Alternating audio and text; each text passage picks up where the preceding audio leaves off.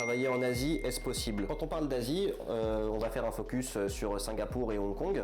Et la réponse est globalement oui, mais ça va dépendre premièrement du type de métier que vous allez viser. C'est pas du tout les mêmes possibilités si vous voulez faire de la finance de marché ou de la corporate finance.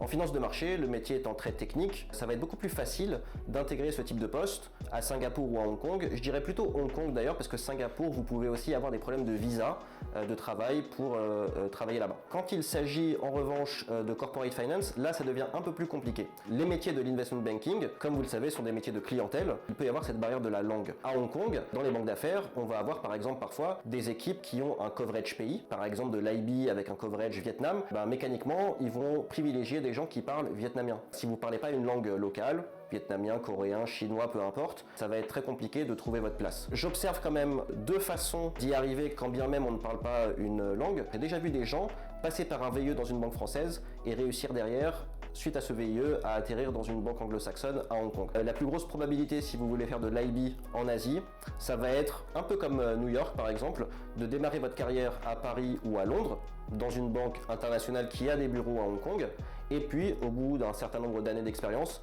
de demander une mobilité interne dans le bureau d'Hong Kong.